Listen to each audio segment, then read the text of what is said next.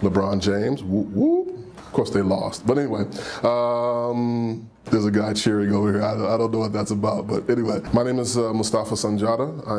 I was born in Akron, Ohio, and raised up in a small college town not far from there called Worcester. I was adopted into a family from southern Georgia who were migrant workers. My father was a 33rd degree Mason, so he didn't hold too tight to religion. But my mother was a church mother, so she was very much in the church.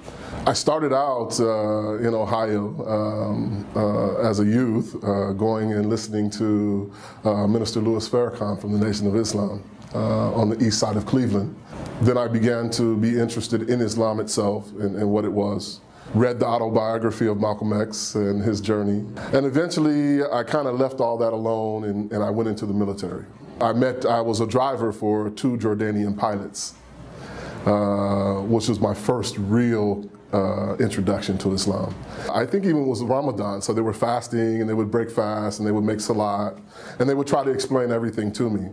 I kind of got threw off at that point because I had asked the question, do you have to pray in Arabic? And one of the colonels said, yes, it has to be in Arabic. So I asked him, why would God demand that I speak a language that I can't speak and I don't understand? And so I kind of left it then. It put me off. I met a lady from Senegal named Mariamou. She was a friend of my wife at the time. She was doing some counseling with us and talking with us and introduced me to the Quran itself. Having read the Bible and memorized parts of it, and after having read the whole of the Quran, the lights just came on. She took me to Eder Oberstein and I took Shahada. But most of the brothers there were French speaking, so there was a bigger language barrier, not just the Arabic or the German, now there was the French, so I didn't learn much at that point in time. It wasn't until I got out of the military in '89 and went back home, returned back home, that I met a wonderful band of brothers in the place where I grew up at in Worcester. They were there. Allah couldn't have chosen a better band of brothers to teach me my deen. My biggest concern, I think, was with my father, my adopted father. I felt bad about offending him. And here's a man that adopted me and gave me his name. At the same time, I wanted to let him know what it was I was doing, because he had asked me at one point in time, you seem distant, what's going on, what's happening, And so I told him, I've become Muslim and I've changed my name. And he said, well, why do you have to be Muslim? Why do you have to be anything? Because this is the Mason line, right? Why do you have to be anything? You can believe in God, but you don't have to believe in any dogma, any particular dogma. And I said, well, there's a way to believe in God, and there's a way to follow God. And God has sent that guidance to us.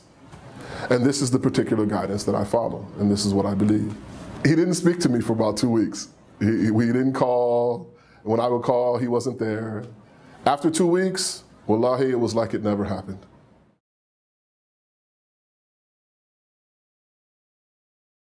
The love will overcome all of that. If you love them and they love you, they will eventually, if not at first, jump on the bandwagon. They will eventually accept what you have accepted. And that's just out of love, and I think that's God's love, right? Or the love of the parent for the child, or the sister and the brother, or the uncle, or the cousin, or whomever. Last year, God saw fit to allow me to find my biological family. And they know that I'm Muslim, and they've met me, and they kind of keep back a little, because they're not sure of how to act or what to say or what to do. And I try to make them as comfortable as possible. But once again, I think it's love. Love overcomes all of that.